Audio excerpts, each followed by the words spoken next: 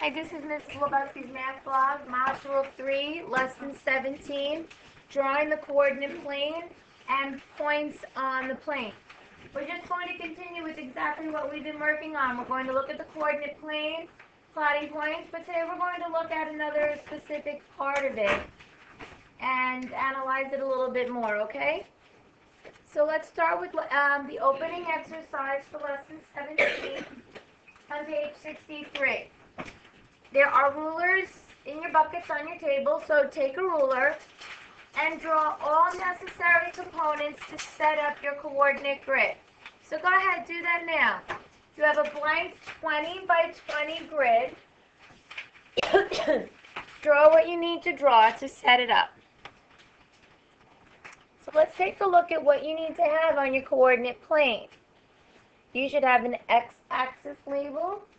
You should have a y-axis labeled, and then each line can be labeled with 1. So our x-axis is a number line that goes from -10 to 10, and your y-axis goes from +10 to -10.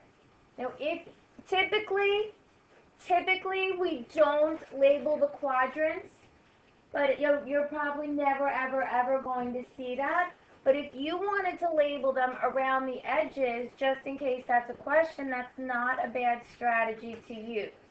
But if you don't label the quadrants on a normal coordinate grid, you're not going to lose points. But if they tell you to label the quadrants, then label the quadrants. But what you did is a great idea. It's definitely a strategy, especially now where we're still studying. Did you have a different question, or did I answer your question? Okay. I want to make sure I got to you. Okay, so now at the bottom of the page, you're given a list of points, or a list of ordered pairs, I should say. So now locate and label the ordered pairs. You label the point with the ordered pair. So all the ordered pairs should be written on the coordinate grid because they didn't identify them any other way. Let's take a look at the answers. I realize it's hard to check from where you're sitting up at the board, and notice they also only labeled every 5th line on this example.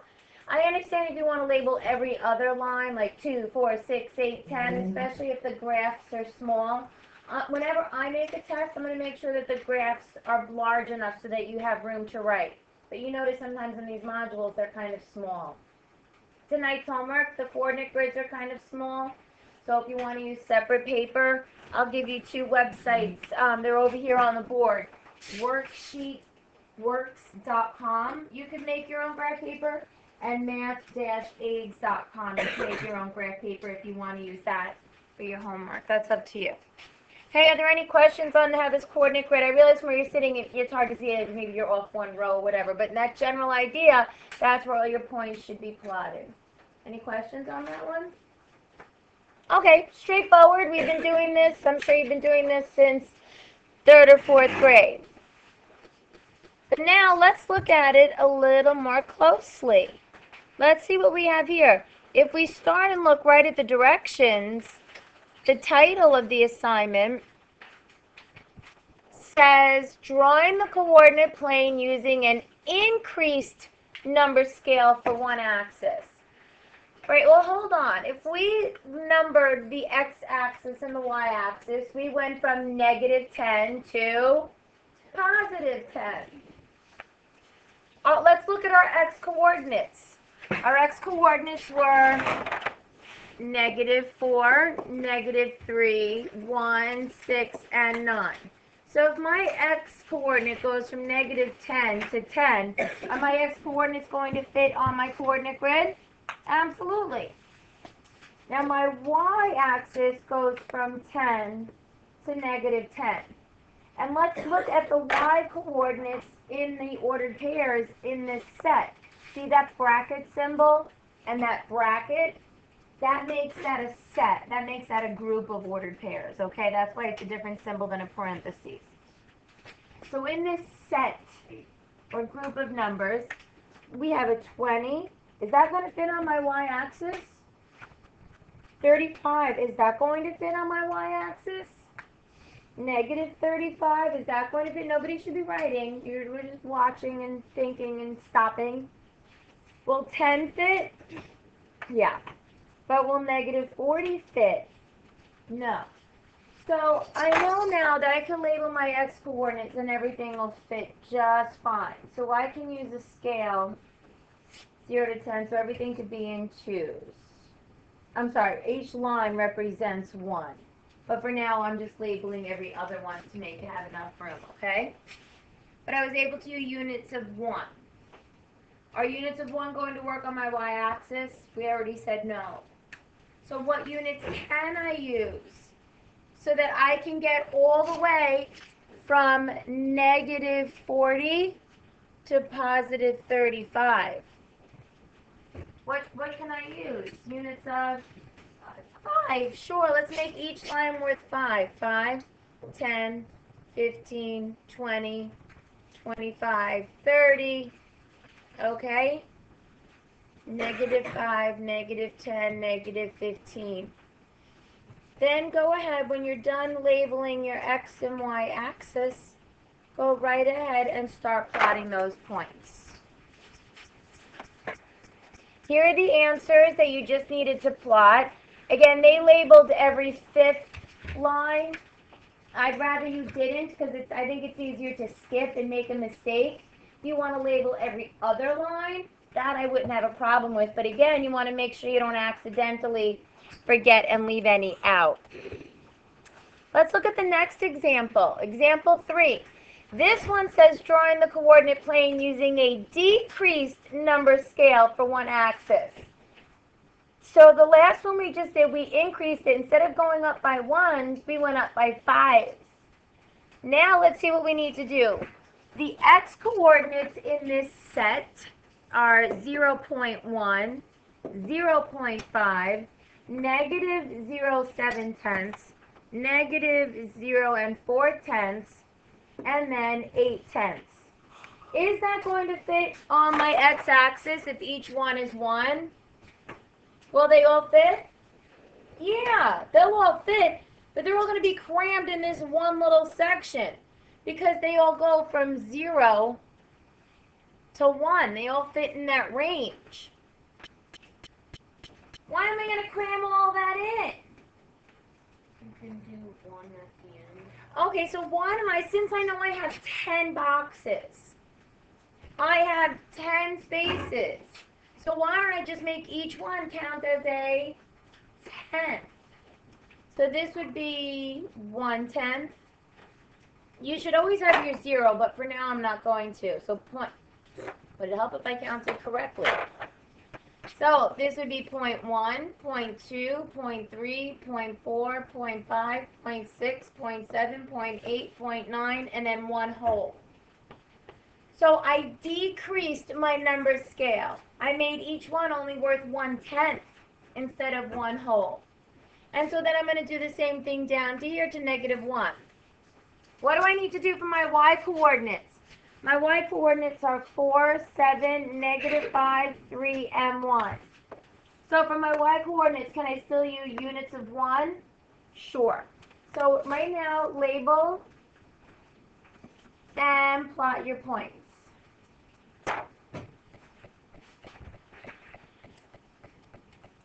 All right, so let's take a look at what it should look like. Let's check your work.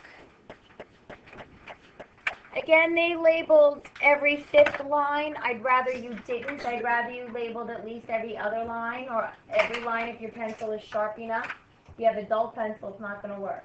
Okay, so don't forget to label your x-axis, label your y-axis. Don't forget your x and y labels.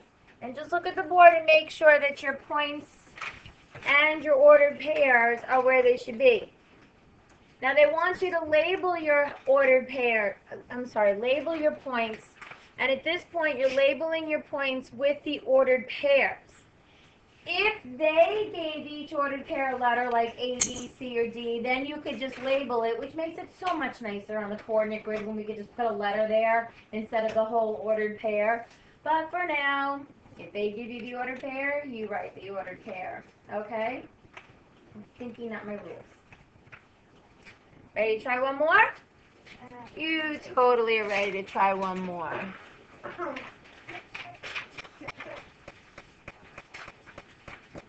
Now, here's a little blitz. We're actually going to start at the bottom of the page.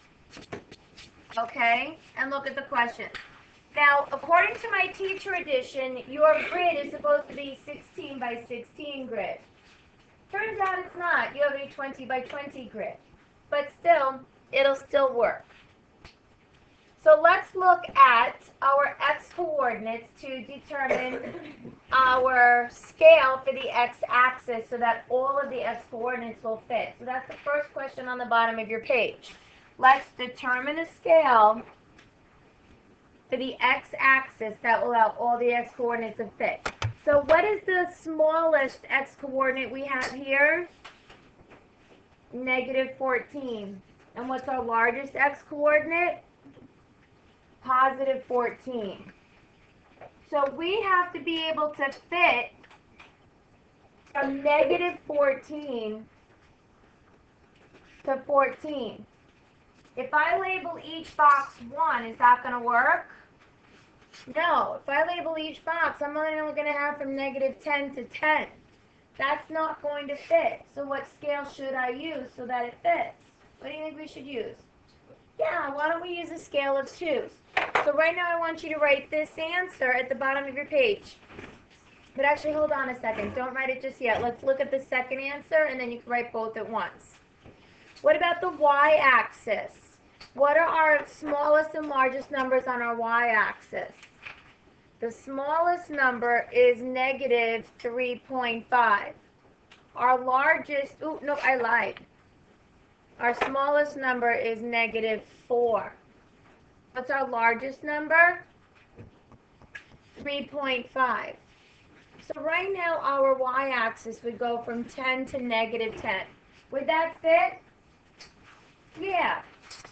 But it would be kind of smushed together. We've got more room. Can't I spread it out more? How can I make the spaces spread out more so they're not so smushed together? Yeah, why don't I make them by halves? So that way my number line would only go from 5 to -5. And then they would fit.